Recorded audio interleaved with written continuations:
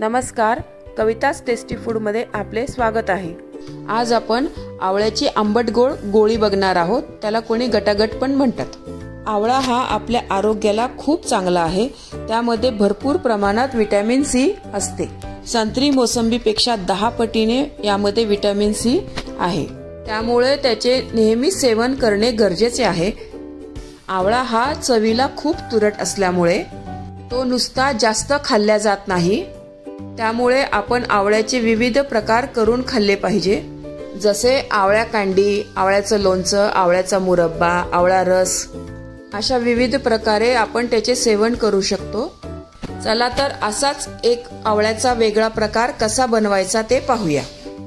तुम्ही या चॅनलला अजून सबस्क्राइब केले नसेल तर जरूर सबस्क्राइब करा, ते निशुल्क आहे। यासाठी मी 10 आवळे घेतलेले आहे। वजनाने साधारण 300 ग्राम आवळे आहे। तर हे आवळे आपण कुकर मध्ये वाफवून घेऊया। कुकर मध्ये मी ते पाऊण ग्लास पाणी उकळायला ठेवलेलं आहे। त्यात आपण हे आता आवळे घालूया।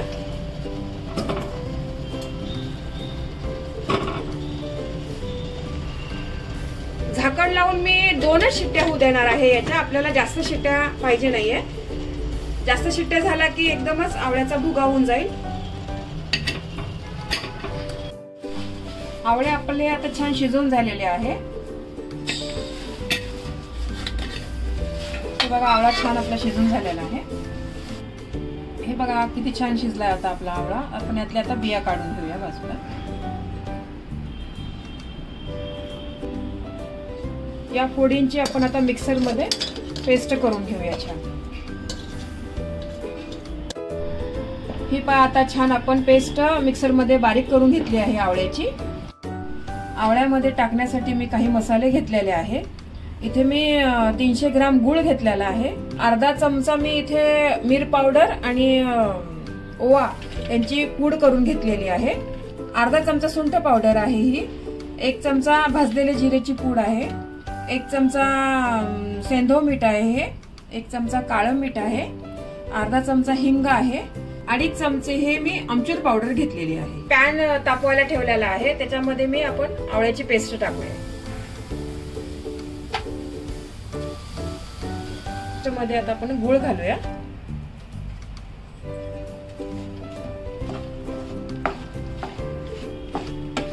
हे दोन्ही मिश्रण आपण चांगलं एकजीव आधी थोडं शिजून घेऊया, नंतर त्यात मसाले घालूया। हे पहा आपला छान आता गूळ चांगला मिक्स झालेला आहे। पूर्ण गूळ विरघळून गेलेला आहे।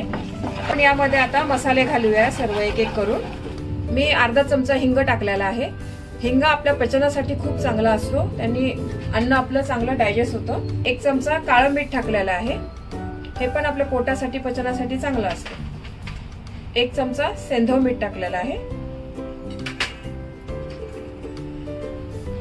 एक अर्धा चमचा सुंठ पावडर टाकलेली आहे।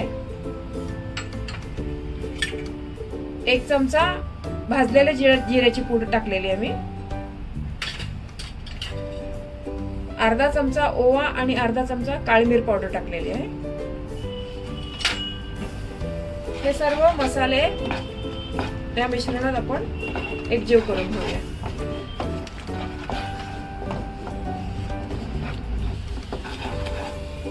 यामध्ये मी जे काही मसाले घातलेले आहे ना, ते आपल्या आरोग्याला सगळे चांगले आहे, आपल्या पचनासाठी सर्व चांगले आहे। त्याच्यामुळे ही गोळी अगदी पौष्टिक होते खायला पण। आमचूर पावडर पण यात आपण टाकूया।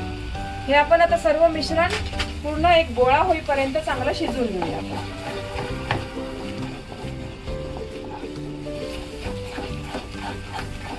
आपल्या सारणाचा पूर्ण गोळा तयार झालेला आहे बघा आता हा। आता ह्या पॅनला पण चिटकत नाहीये, असा हा गोळा करून घ्या। याच्यापेक्षा जास्त करू नका, नाही तर ते कडक होईल, मग गोळी छान अशी सॉफ्ट लागणार नाही। आता हे आपण मिश्रण पूर्ण थंड करून मग त्याची गोळी बनवूया। आता ताटामध्ये काढून घेतलेला आहे, आपण याला आता गार करून घेऊया, मग त्याच्या गोळ्या बनवूया। आवळ्याचं मिश्रण आता आपलं पूर्ण गार झालेलं आहे, त्याचा आपण आता गोळी बनवून घेऊया। हे जर हाताला चिटकत असेल ना, तर थोडस साखर लावून घ्यायची अशी हाताला आणि अशा गोळ्या करून घ्यायच्या। लहान मोठ्या तुम्हाला जशा पाहिजे असेल त्या साईजच्या तर तुम्ही अशा करू शकता। आणि ह्या साखरेमध्ये असं ती छान गोळी अशी घोळून घ्यायची अशी. अशा आपण आता सगळ्या गोळ्या करून घेऊया अशा. समजा हे तुमचं मिश्रण जरा पातळ झालं की गोळी नाही वळत तुम्हाला असं वाटलं तर मिश्रण आहे ना हे थोडा वेळ फ्रीजर मध्ये ठेवा, म्हणजे हे चांगलं घट्ट होईल मिश्रण आणि त्याला अशी गोल गोळी वळता येईल त्याची. तर मिश्रण तुम्ही फ्रीजर मध्ये ठेवा. मी आता सर्व अशाच गोळ्या पूर्ण करून घेते ह्या, आणि करून झाल्यावर अशा साखरेमध्ये वरून घोळवून घेते अशा. या गोळ्या लहानांपासून मोठ्यांपर्यंत सर्वच जण खाऊ शकता. या गोळ्या पचनासाठी पण खूप चांगल्या आहे आणि चवीला पण खूप छान लागतात. अशा या आंबट गोड गोळ्या जास्त प्रमाणात बनवून तुम्ही वर्षभर खाऊ शकता. तर ही अशी रेसिपी तुम्ही नक्की घरी करून पहा. कशी झाली ही कमेंट्सद्वारे कळवा. ही रेसिपी आवडली असेल तर व्हिडिओला लाईक करा, शेअर करा आणि कवितास टेस्टी फूडला सबस्क्राईब करा. आणि हो, बेल आयकॉनला प्रेस करायला विसरू नका. पुन्हा भेटूया एका नवीन रेसिपीसह.